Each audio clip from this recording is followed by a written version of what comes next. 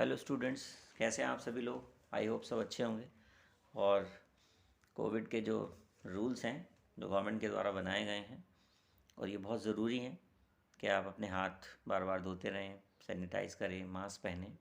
इन चीज़ों का आपको बहुत अच्छे से ध्यान रखना है और आपको सेफ़ रहना है।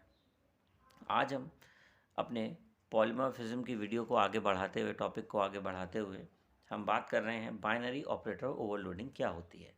देखिए, एग्ज़ाम के अंदर ये क्वेश्चन आना ही आना है। आप इसको याद कर लीजिए, बहुत अच्छे से समझ लीजिएगा। ये क्वेश्चन 100% आएगा, डैम श्योर गारंटी है मेरी कि ये क्वेश्चन आना ही आना है। तो इस क्वेश्चन को बहुत अच्छे से समझेंगे, अपनी नोटबुक में अच्छे से नोट करेंगे और इसे आप एग्जीक्यूट करेंगे। ठीक है। बाइनरी ऑपरेटर ओवरलोड, जैसा कि मैंने आपको समझाया था कि बाइनरी ऑपरेटर ओवरलोड का मतलब है कि अगर हम किसी भी ऑपरेटर पर, यानी कि कोई एक ऑपरेटर है, वो दो ऑपरेंड पे अगर काम कर रहा है तो वो बाइनरी कहलाता है। और उस ऑपरेंड को जो बनाया गया है वो वैल्यू या फिर वेरिएबल पर अप्लाई करने के लिए बनाया गया है, ना कि ऑब्जेक्ट पर। बट हम क्या कर रहे हैं, अगर हम चाहें कि किसी भी ऑब्जेक्ट को हम ऑपरेटर के साथ यूज़ कर लें, यानी कि ऑब्जेक्ट पर हम अपना ऑपरेटर अप्लाई कर दें और वो हमारा सक्सेस हो जाए, तो हम उसे कहेंगे कि हम लोग बाइनरी ऑपरेटर ओवरलोडिंग कर रहे हैं। आइए देखते हैं कि हम लोग इसमें काम कैसे करेंगे। सबसे पहले आपको यहाँ पर दो हेडर फाइल लगानी है। पूरी iostream.h आप लगा लेंगे। हेडर फाइल तो अब आपको याद ही हो गई होंगी क्या है। सबसे पहले आपको क्लास बनानी है। देखिए, हमने क्लास बनाई है ABC नाम से। उसके बाद हमने यहाँ पे इंटीजर A और B नाम के यहाँ पर दो वेरिएबल लिए हुए हैं। ठीक है। फिर उसके बाद पब्लिक एरिया है। पब्लिक एरिया में आप देख रहे हैं हमने यहाँ पे दो कंस्ट्रक्टर बना रखे हैं। अगर आपने कंस्ट्रक्टर नहीं पढ़े हैं तो सबसे पहले आप कंस्ट्रक्टर पढ़ लें, उसका वीडियो देख लें बहुत अच्छे से, तब आप कंस्ट्रक्टर में यहाँ पर आगे बढ़ें, क्योंकि यहाँ पे कंस्ट्रक्टर का काफ़ी रोल रहता है। देखिए, कंस्ट्रक्टर क्या है मैं आपको बता देता हूँ। कंस्ट्रक्टर एक स्पेशल टाइप का मेथड है जो क्या काम करता है, अपने क्लास के जो वेरिएबल्स होते हैं उनको वैल्यू साइन कराने का काम करवाता है, या फिर आप ये कह लें कि उनमें ज़ीरो असाइन करने का काम करता है, जिससे कि गार्बेज वैल्यू वहाँ पर रीड ना हो जाए। तो हमने एक यहाँ पर डिफ़ॉल्ट कंस्ट्रक्टर बनाया। कंस्ट्रक्टर दो तरीके का होता है, एक डिफ़ॉल्ट और एक पैरामीटराइज्ड। हमने यहाँ पर एक डिफ़ॉल्ट कंस्ट्रक्टर बनाया, उसके अंदर हमने यहाँ पे ज़ीरो डाल दिया A में, और यहाँ पे B में हमने यहाँ पे ज़ीरो डाल दिया। देन बॉडी बंद कर दी। उसके बाद हमने पैरामीटराइज एक कंस्ट्रक्टर बनाया। कंस्ट्रक्टर का नाम हमेशा याद रखना क्लास के नाम के इक्विवेलेंट होता है। क्लास का क्या नाम है, ABC। पैरामीटराइज कंस्ट्रक्टर का क्या नाम है, ABC। डिफ़ॉल्ट कंस्ट्रक्टर का क्या नाम है, ABC। ठीक है। देन हमने कहा ABC integer I comma integer J। यहाँ पे हमने दो पैरामीटर पास कर दिए। हमने कहा A इक्वल्स टू I, यानी कि I की जो वैल्यू है वो A में स्टोर हो जाएगी, और जो B की वैल्यू पास होकर के आएगी वो J की वैल्यू जो पास होकर के आएगी वो B में स्टोर हो जाएगी। हमने कहा यहाँ पे हमने बॉडी बंद कर दी। फिर हमने वॉइड शो नाम का एक फंक्शन बनाया। सिंपल, हमने इस फंक्शन के अंदर वॉइड शो में A नाम के वेरिएबल की वैल्यू को डिस्प्ले कराया, B नाम के वेरिएबल की वैल्यू को डिस्प्ले कराया, और अपने प्रोग्राम यहाँ पे अपने मेथड को बंद कर दिया। अब लास्ट जो हमारी क्लास की जो लाइन है उसको ध्यान से समझना है। देखिए, कल जो मैंने आपको वीडियो बताई थी उसमें मैंने बताया था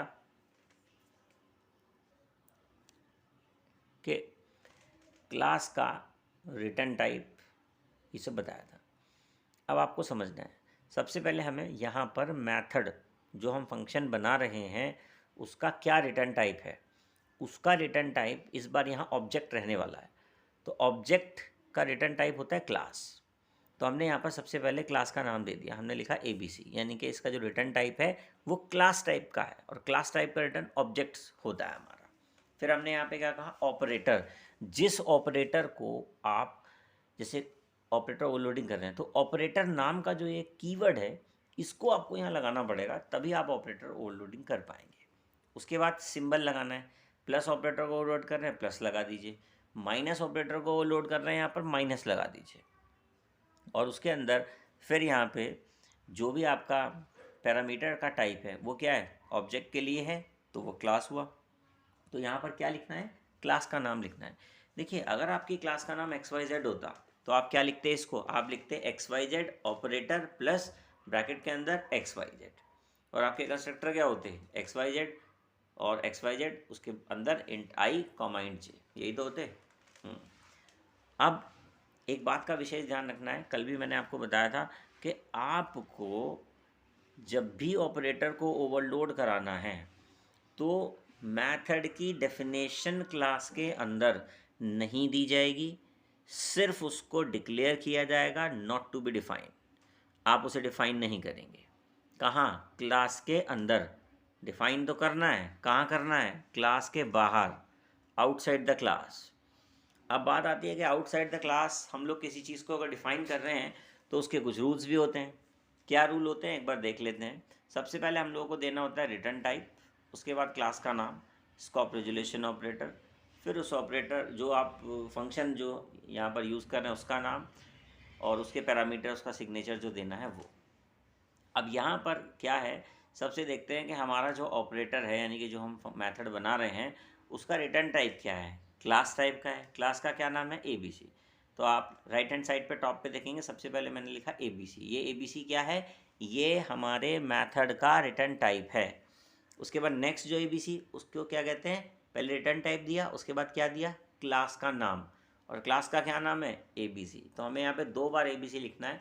तो इसमें बिल्कुल कंफ्यूज होने की ज़रूरत नहीं है, कहीं आप ऐसा ना सोचें कि भाई सर ने 2 बार ABC लिख दिया। नहीं, पहला ABC आपके मेथड का रिटर्न टाइप है और दूसरा ABC आपके क्लास का नाम है। देन उसके बाद आपको यहाँ पे क्या लगाना है? आपको उसके बाद यहाँ लगाना है स्कोप रेजोल्यूशन ऑपरेटर। ठीक है, ये एक तरीके से आप ये कह सकते हैं आपकी क्लास की कनेक्टिविटी करा रहा है आपके इस मेथड से। ठीक है, ये स्कोप के लिए जाना जाता है। देन उसके बाद ऑपरेटर नाम का कीवर्ड, जो कीवर्ड आप यहाँ पर इस्तेमाल कर रहे हैं ऑपरेटर नाम का, वो आपको यहाँ लगाना है। इसके बिना आप ऑपरेटर ओवरलोडिंग नहीं कर पाएंगे। उसके बाद आपको क्या करना है, जिस ऑपरेटर को आप ओवरलोड करा रहे हैं, प्लस है, माइनस है, मल्टीप्लाई है, ठीक है, डिवाइड हो गया आपका, तो जिसको भी आपको करना उसको यहाँ पर आप लगा दीजिए। हमने क्या लगा रखा है? प्लस। ब्रैकेट के अंदर हमने यहाँ पे दिया, जैसे हम लोग रिटर्न टाइप देते हैं ना इंटीजर है, इस तरीके से हम लोग क्या क्लास टाइप दे रहे हैं ABC T1। अब ये T1 क्या है? T1 एक ऑब्जेक्ट है हमारा ABC क्लास का। जैसे ही ये T1 नाम का ऑब्जेक्ट यहाँ पर बनेगा तो क्लास का कंस्ट्रक्टर कॉल हो जाएगा। जैसे ही कंस्ट्रक्टर कॉल होगा तो आप देखेंगे T1 के पास में 2 हमारे वेरिएबल आ गए थे, A, B। यानी कि A का एक बॉक्स आ गया, उसमें उसने 0 डाल दिया, एक B का बॉक्स आ गया और उसने उसमें 0 डाल दिया। ठीक है, ये हम लोग बता रहे हैं कि जब भी आप क्लास का ऑब्जेक्ट बनाएंगे तो ऑब्जेक्ट बनाते ही क्या होगा? कंस्ट्रक्टर कॉल होगा। अगर आपने कोई पैरामीटर पास नहीं किया है तो डिफ़ॉल्ट कंस्ट्रक्टर यहाँ पर कॉल हो जाएगा, और डिफ़ॉल्ट कंस्ट्रक्टर कॉल होते ही जो उसके वेरिएबल है उनमें 0 0 असाइन कर देगा। चलिए मेथड के अंदर चलते हैं। आपने देखा ABC T2 नाम का एक यहाँ पर एक ऑब्जेक्ट बनाया।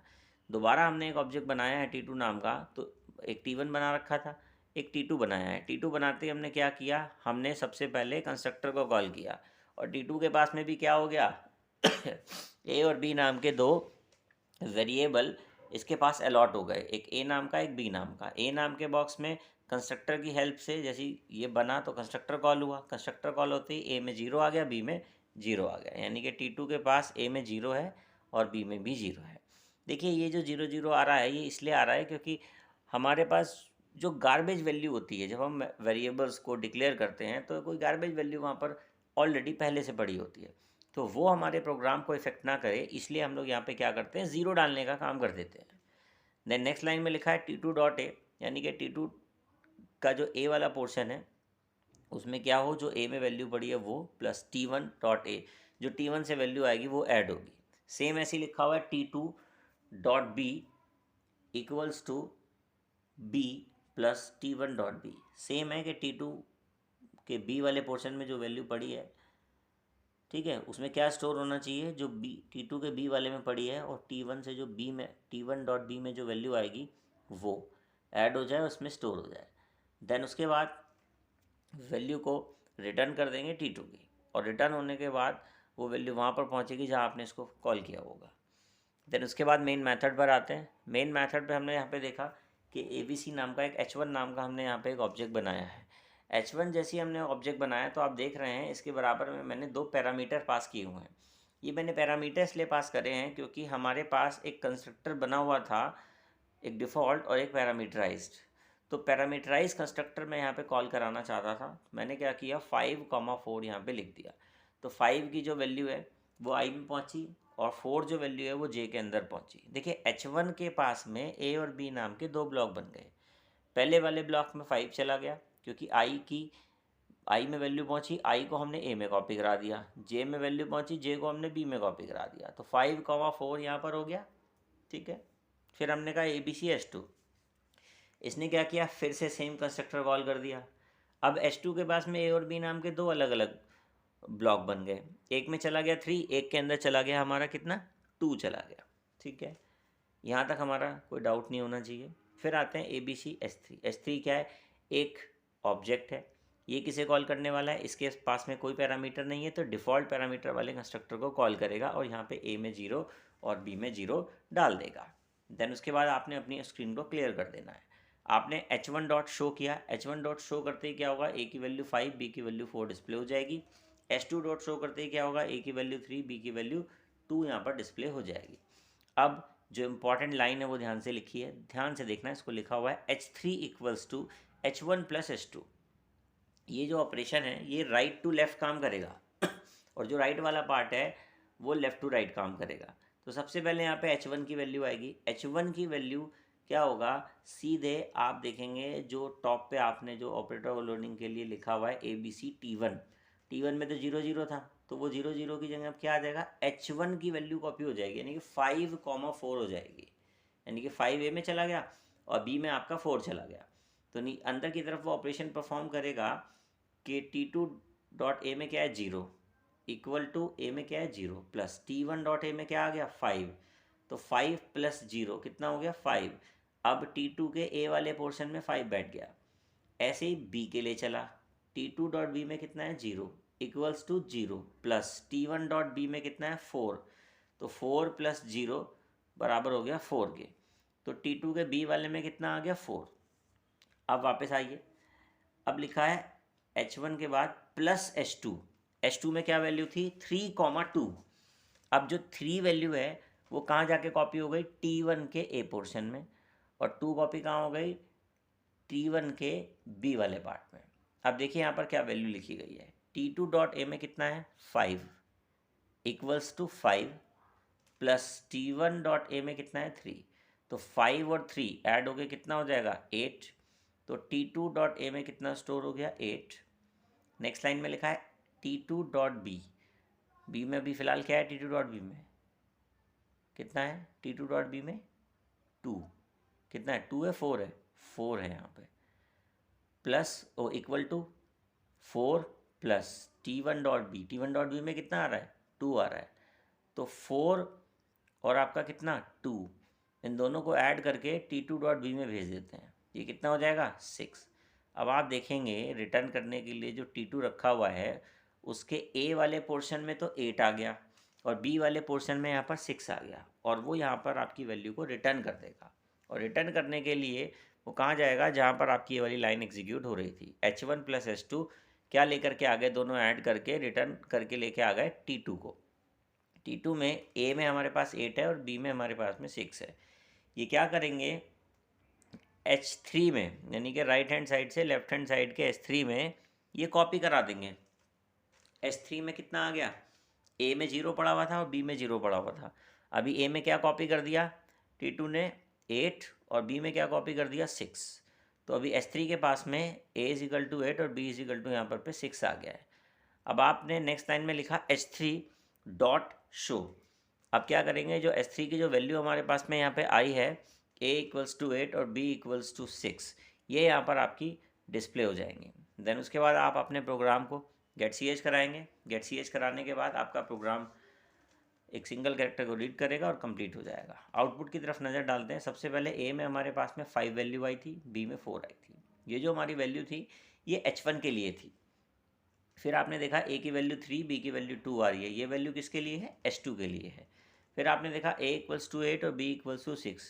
जब आपने H3 equals to H1 plus H2 यहाँ पर किया, तो जब ये दोनों हमारे पास यहाँ ऐड हो गए, ऐड होने के बाद जो इनका रिजल्ट आया वो हमने किस में स्टोर करा लिया, H3 के अंदर स्टोर करा लिया, और H3 की वैल्यू a इक्वल्स टू 8 और b इक्वल्स टू यहाँ पर आपकी 6 हो गई है। ये आपका बाइनरी ऑपरेटर्स को ओवरलोड करने का एक इम्पॉर्टेंट प्रोग्राम है। आपके एग्ज़ाम के अंदर ऐसा हो सकता है जब ये क्वेश्चन आए तो वो आपको ये डिफ़ाइन कर दे कि आपको अपनी क्लास का क्या नाम रखना है। मान लीजिए आपकी क्लास का उसने कह दिया हेलो नाम रखना है, कॉम्प्लेक्स नाम रखना है, मी नाम रखना है, कुछ भी मतलब वो नाम बोल सकता है रखने के लिए। अगर उसने कोई नाम बोल भी दिया तो घबराने की कोई बात नहीं है। बस जहाँ पर आपने ABC लिखा है इस पूरे प्रोग्राम में, वहीं वहीं पर आप अपनी क्लास के नाम को पुट कर दीजिए। मान लीजिए आपने लिखा कॉम्प्लेक्स, क्लास कॉम्प्लेक्स है तो आपने पब्लिकली कंस्ट्रक्टर कॉम्प्लेक्स बना दिए दोनों, ठीक है। ऑपरेटर से पहले जो रिटर्न टाइप है और जो ऑपरेटर के अंदर ये पैरामीटर टाइप है, उसको दोनों को आपने कॉम्प्लेक्स लिख देना। मतलब जहाँ पर भी आपकी क्लास, जैसे आपने फिर ऑपरेटर को डिक्लेयर किया बाहर, तो complex complex scope resolution operator plus complex T1, फिर अंदर आ जाना, फिर कॉम्प्लेक्स T2। बस इस तरीके से लिख देना, पूरा का पूरा प्रोग्राम आपका अच्छे से एग्जीक्यूट हो जाएगा, कोई दिक्कत इसमें हमारी नहीं आएगी। ठीक है, आज के लिए हम इस वीडियो में इतना ही रखते हैं। फर्दर हम लोग अपनी वीडियोस को कंटिन्यू करते रहेंगे, आपकी कंटिन्यू वीडियो आती रहेंगी। बस आप अच्छे से इस प्रोग्राम को एग्जीक्यूट कर लीजिएगा, अपनी नोटबुक में नोट कर लीजिएगा। इंपॉर्टेंट क्वेश्चन है, मैं बार बार बोल रहा हूँ, एग्ज़ाम में 100% ये क्वेश्चन आएगा। चलिए आज के लिए इतना ही, थैंक यू।